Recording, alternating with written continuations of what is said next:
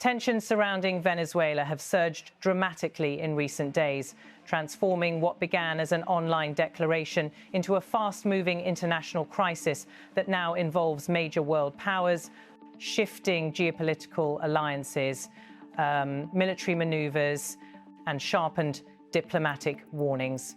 What was initially dismissed by some observers as political rhetoric has rapidly escalated into a complex confrontation in which the stakes appear to rise with every new statement, every redirected flight path, and every military deployment reported in the region. The world is witnessing a moment in which miscalculation, miscommunication, or an unintended incident could trigger a far more serious conflict. The catalyst for the current escalation came from a single message posted by US President Donald Trump on his social media platform, where he declared that the airspace above and surrounding Venezuela should be considered closed in its entirety. He stated that this applied not only to commercial airlines and pilots, but also to drug traffickers and human smuggling networks.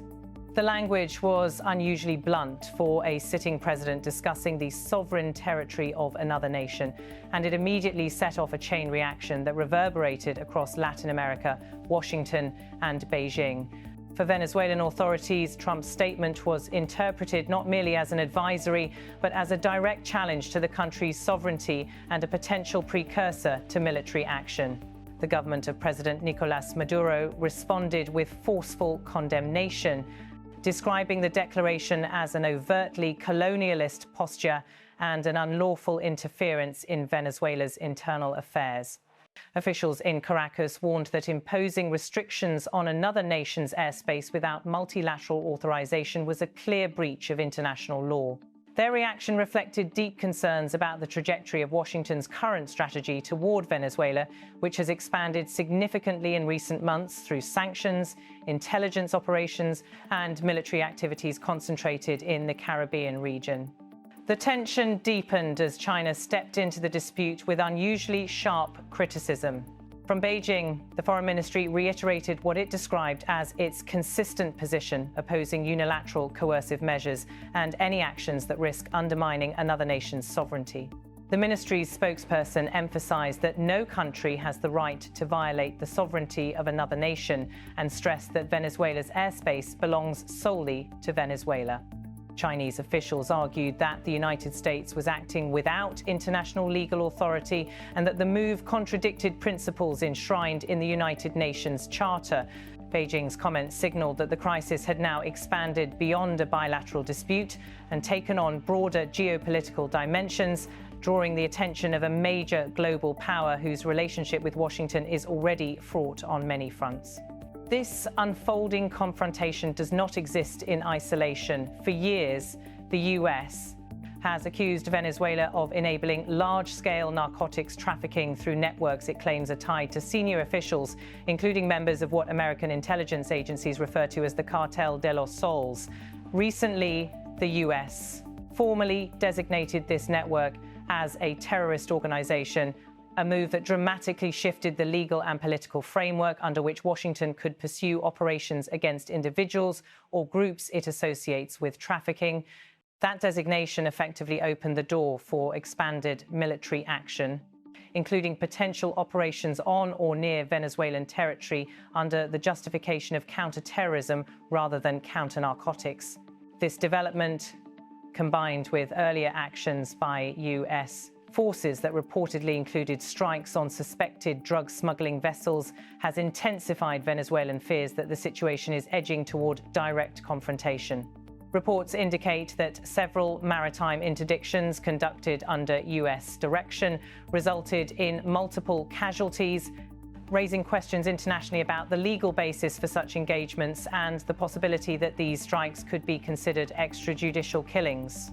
Within Venezuela, these incidents have been framed as evidence of escalating foreign aggression rather than targeted law enforcement operations. Against this backdrop, President Maduro has presented himself as the defender of national sovereignty and has vowed that his government and armed forces will resist any attempt to remove him from power. At public events, he has spoken with a tone of defiance, promising that Venezuela will not retreat and will not surrender in the face of what he characterizes as imperialist pressure. His rhetoric aligns with broader messaging from the Venezuelan state, which portrays the current crisis as part of a long-standing pattern of external attempts to undermine the country's independence. One of the most immediate and visible effects of Trump's declaration came in the commercial aviation sector. Several airlines rerouted or suspended flights that would normally pass through Venezuelan airspace, citing uncertainty and rising risk.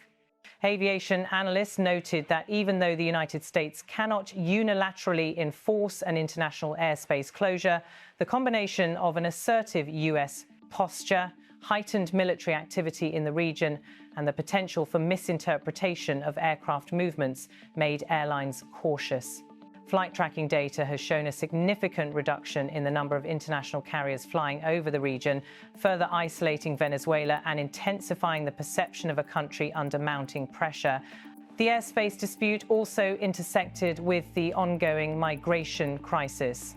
The suspension or disruption of repatriation flights between the United States and Venezuela has complicated the situation for Venezuelan nationals who had been scheduled for return, adding uncertainty for thousands of migrants already affected by volatile political conditions and economic hardship.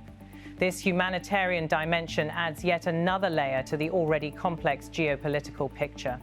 In Beijing, the condemnation of U.S. actions was not limited to a single statement. Chinese officials repeatedly stressed that Washington must lift what they called illegal unilateral sanctions and urged all parties to choose diplomatic solutions rather than confrontational measures. The Chinese government framed the issue not only as a defense of Venezuela, but also as part of a broader stance against unilateralism, signaling its concern about precedents that could be applied elsewhere.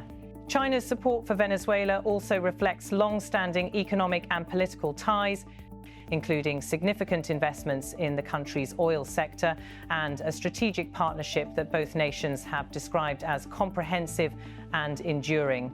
The involvement of China marks a significant shift. What began as a regional standoff between the U.S. and Venezuela has expanded into a narrative of global power competition. For Washington, efforts to curtail criminal networks and exert pressure on Maduro's government intersect with broader concerns about China's influence in Latin America. For Beijing, defending Venezuela has become an opportunity to challenge U.S. dominance in the Western Hemisphere and present itself as a protector of sovereignty in the face of American unilateralism. In the U.S. Congress, meanwhile, concerns have been raised about whether the executive branch is moving toward military conflict without explicit authorization. Legislators from both parties have argued that any action beyond limited operations must be subject to congressional oversight to avoid missteps that could lead to war.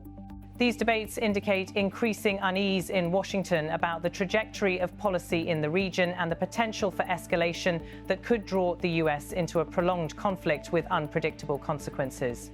The broader international community has watched the situation develop with a mixture of alarm and caution. Analysts note that the layering of military deployments, sanctions, counterterrorism authorities, and high-stakes rhetoric creates a volatile environment in which misunderstanding or misinterpretation could trigger rapid escalation. With U.S. naval and aerial assets positioned in the Caribbean, Venezuelan defense forces on high alert, and Chinese diplomatic warnings adding further tension, the risk of an incident that spirals out of control is considerable. Economic consequences are also mounting. Venezuela, already experiencing severe challenges due to years of economic contraction, political turmoil, and international sanctions, faces additional pressure as commercial activity becomes increasingly restricted. The threat of further sanctions or military actions has affected investor confidence, while disruptions to air travel and shipping routes worsen the humanitarian and logistical strains on the population.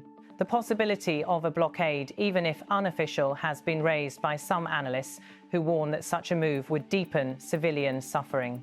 Despite these challenges, Venezuelan leaders maintain that they will continue resisting what they describe as foreign attempts to destabilize the nation. Maduro has aligned his message closely with that of China, arguing that Venezuela faces a campaign designed to undermine its sovereignty under the guise of counter-terrorism and counter-narcotics. He has framed the current moment as a test of national resolve and has repeatedly emphasized the willingness of Venezuelans to defend their territory. From the United States, the messaging has remained focused on combating criminal networks and addressing what officials describe as threats to regional stability. However, the language used in recent communications has grown more assertive, and Trump has hinted that land operations targeting traffickers could begin in the near future. Such statements have been interpreted by some observers as signals that Washington is preparing for more extensive intervention, though the full scope of potential operations remains unclear.